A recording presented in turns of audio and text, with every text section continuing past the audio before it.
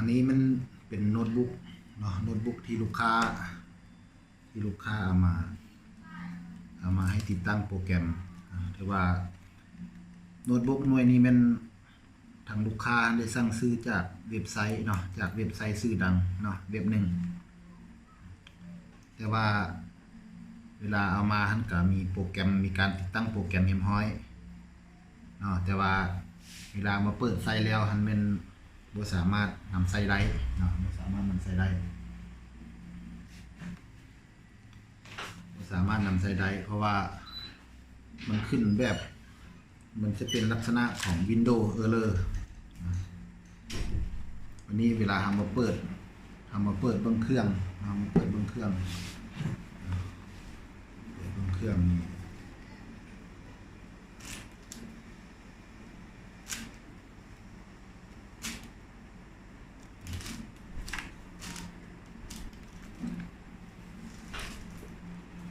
แต่ว่ามันจะ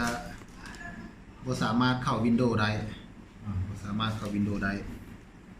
จะเข้าเป็นให้เซตค่า BIOS เซตค่า BIOS แบบนี้แล้วเวลาเราลองติดตั้ง Windows เข้าไปมัน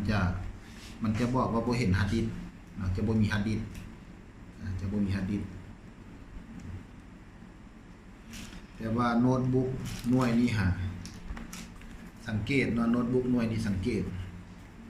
จะบ่มีชื่อยี่ห้อจะบ่มีชื่อยี่ห้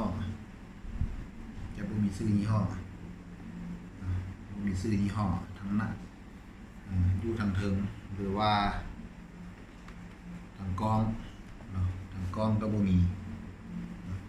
แต่ว่าไม่ยังมีถุงยางติดอยู่ยังมีถุงยางติดอยู่ยังมีสติ๊กเกอร์ติดแต่ว่ายี่ห้อบ่มีอย่างเลยในขอบหน้าจอก็บ่มีแล้วอยู่ในแถบทางหน้านี่ก็บ่มีจะบ่มียี่ห้อบ่ฮู้ว่าโน้ตบุ๊กยี่ห้อใดเนาะแต่ว่าเดี๋ยวนี้ฮาร์ดดิสก์นี่มันใช้การบ่ได้แล้วเนาะฮาร์ดดิสก์นี่ก็เสียดายอยู่เพราะว่าลูกค้าเพิ่นก็ซื้อมากับประมาณ3 ล้านปลายเนาะก็สิประมาณอยู่10,000 บาทเพิ่นก็ว่าสเปคนี่มันตามการโฆษณานี่มันCore i7 เนาะแต่เวลาเฮามาเปิดเบิ่ง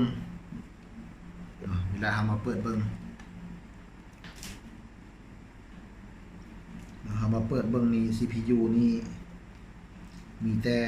มันจะเป็น Celeron เนาะ 1.8 GHz เนาะ CPU หรือว่าบ่ถึกตามการโฆษณาขายในเว็บเนาะวันนี้สิลองไขเบิ่งฮาร์ดดิสก์ที่มากับเครื่องฮาร์ดดิสก์ที่มากับเครื่องโอเคเราถุงยางกัน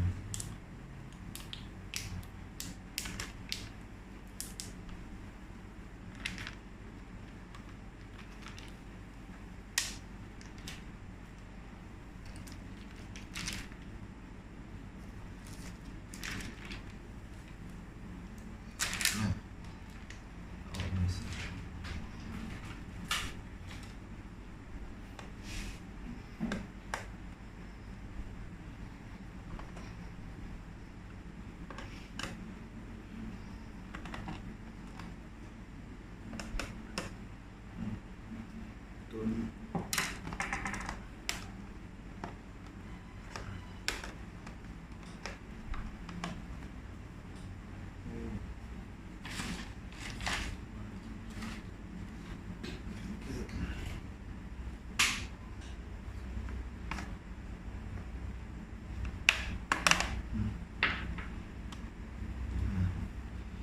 อันนี้มันซ่อมเก็บฮาร์ดดิสก์ที่มากับเครื่อง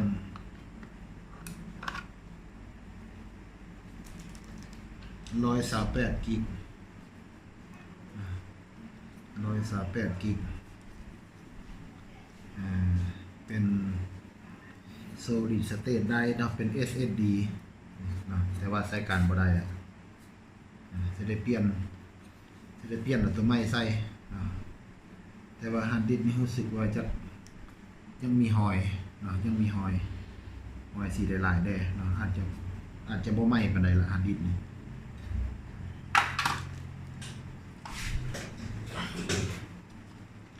แล้วลูกค้านี่เพิ่นต้องการเปลี่ยนใส่เป็น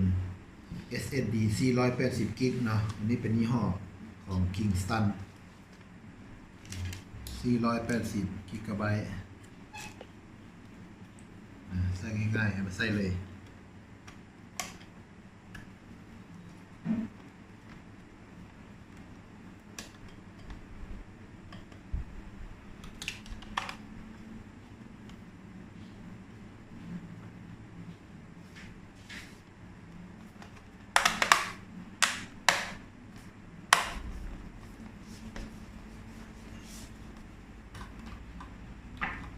เปลี่ยนง่ายดีฮาร์ดดิสก์ตัวนี้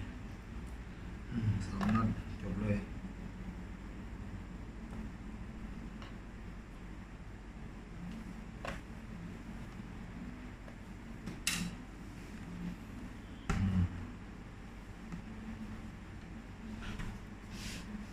อันนี้ลองมาเปิดดูนะมันจะเป็นจะไร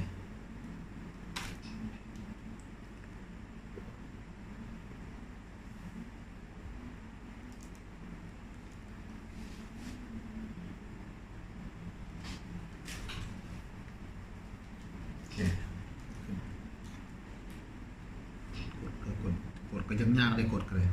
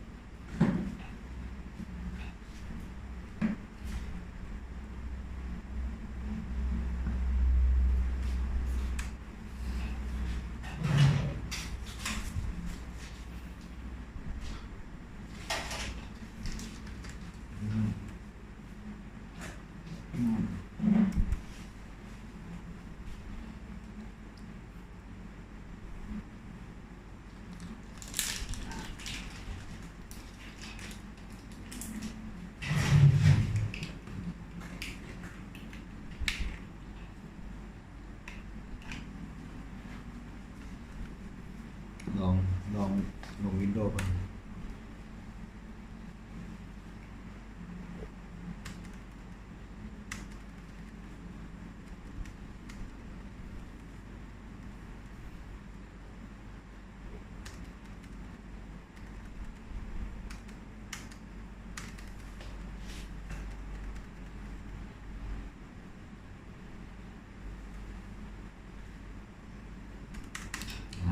วินโดว์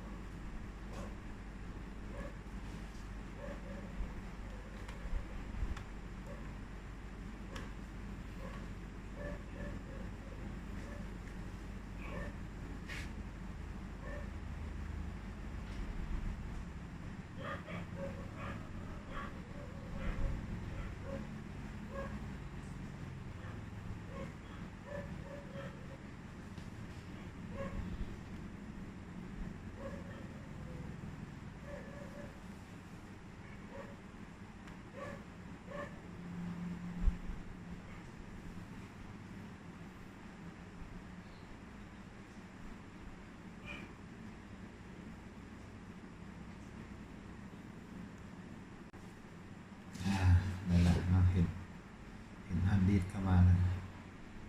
เดี๋ยวมาแบ่งซ่อมประมาณ447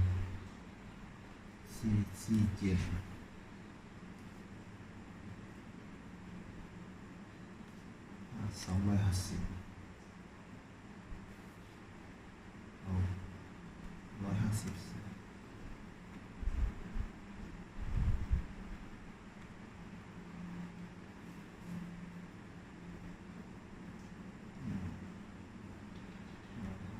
ตัวนี้เหลืออยู่293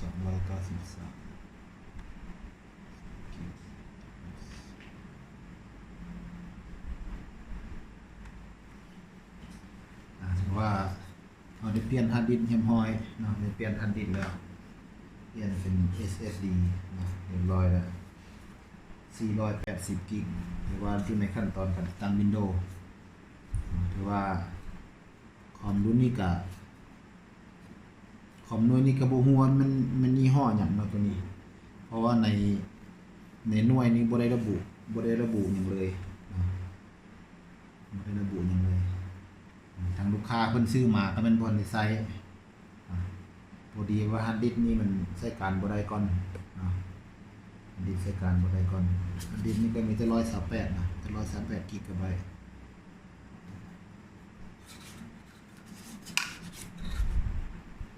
ถือว่าขั้นตอนการเปลี่ยนฮาร์ดดิสก์โน้ตบุ๊กเนาะของหน่วยนี้ก็สิมีส่ำนี้เนาะถือว่าต่อไปก็สิเป็น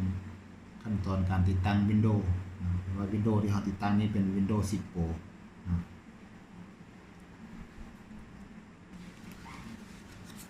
นะมีตัวรอเบิ่งเนาะจังได๋ก็ถือว่าการติดตั้ง Windows ก็จะสำเร็จเนาะบ่โดนปานใดก็เป็นโน้ตบุ๊กที่บ่มียี่ห้อบ่มียี่ห้อ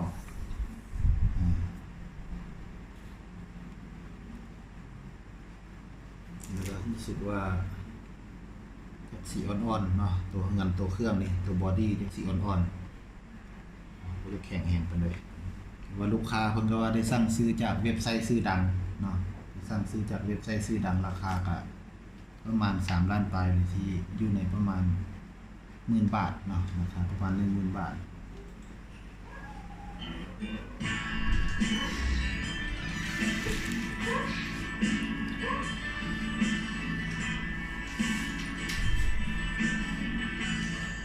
บางคราวก็อยากจะฟังบางทีก็อยากจะรู้ใครมีความน้อยในใจของเธอใจโน้จะปวดร้าวมองฉันอย่างเหมือนเธอใครโน้ใครเล่าจะอดทน1 2 3 4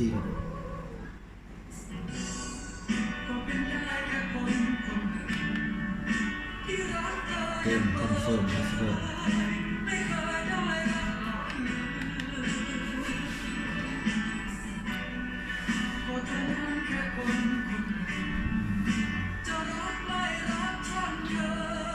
เรียกเป็น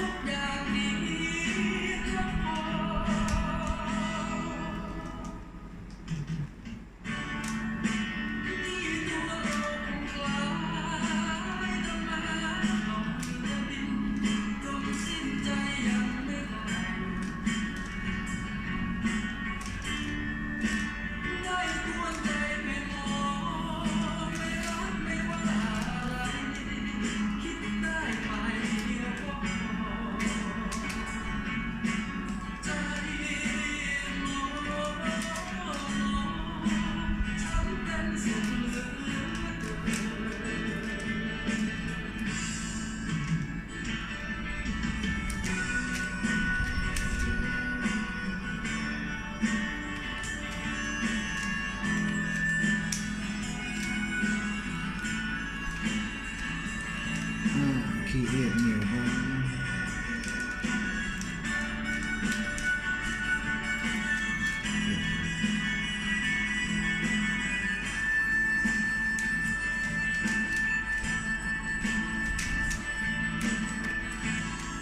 สำลักความสุขจนล้นต้องโดนดันผ่านทุกงานถ้าไงใครรู้มันทำเพียงใด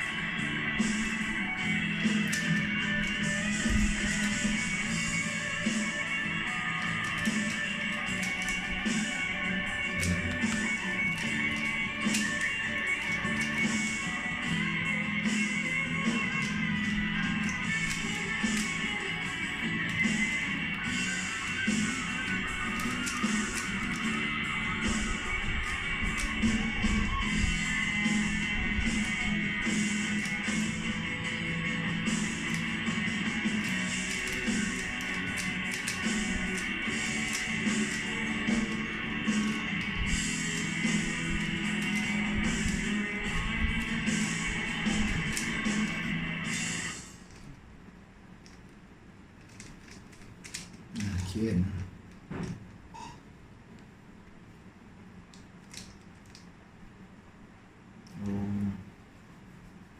เป็น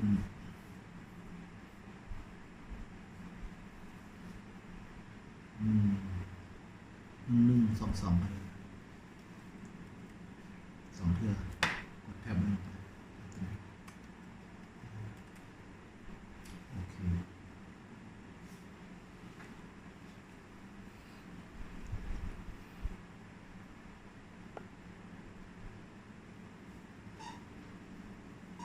เนี่ยแยกนะเนี่ยสกิปเลยก็ได้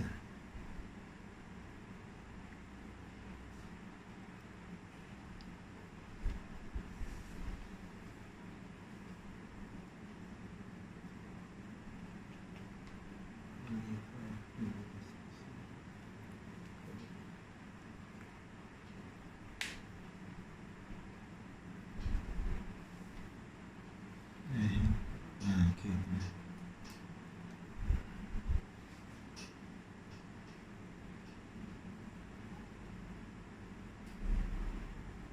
กดเลย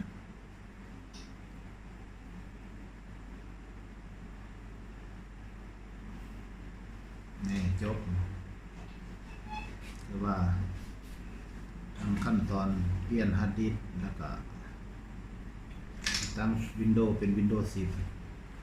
เป็น Windows 10 Pro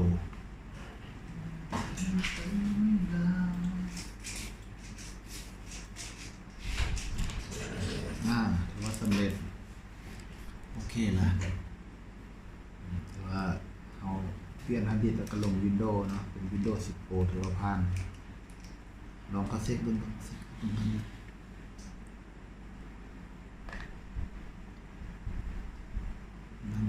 เบิ่ง this PC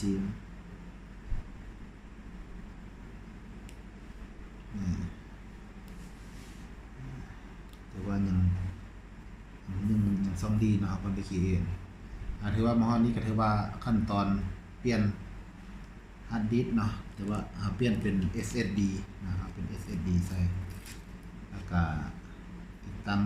Windows เนาะตอนนี้ก็มีแต่ติดตั้ง Windows นะตอนนี้มาลองเบิ่งว่าเวลาปิดเครื่องปิดเปิดเครื่องมันจะไหวบ่นะปิดเปิดเครื่องจะไหวบ่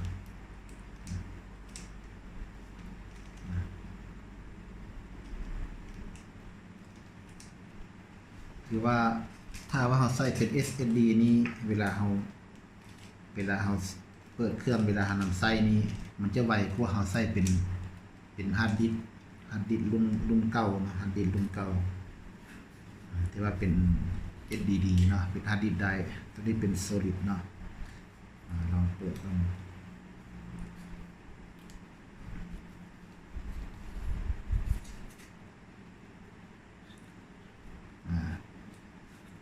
แป๊บเดียว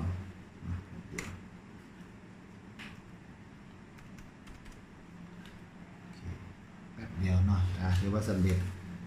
ว่าผ่านมาก็เป็นการ เปลี่ยนฮาร์ดดิสก์เนาะเปลี่ยนฮาร์ดดิสก์เพราะว่าฮาร์ดดิสก์ที่ว่ามากับเครื่องเนาะบ่สามารถนำใช้ได้แล้วก็เลยเปลี่ยนฮาร์ดดิสก์ใหม่พร้อมด้วยลง Windows เนาะถือว่ามาฮอดขั้นตอนนี้ก็ถือว่าสำเร็จเนาะแต่ว่าก็ขอบใจในการติดตามเนาะการติดตามเบิ่งคลิปจนจบเนาะแล้วก็อย่าลืมกดไลค์กดแชร์เนาะเพื่อให้กำลังใจผู้ที่สร้างคลิปเนาะว่าต่อไปอาจจะอัดคลิปยังลงให้เบิ่งเนาะให้ติดตามเบิ่งนำกันเนาะขอขอบใจ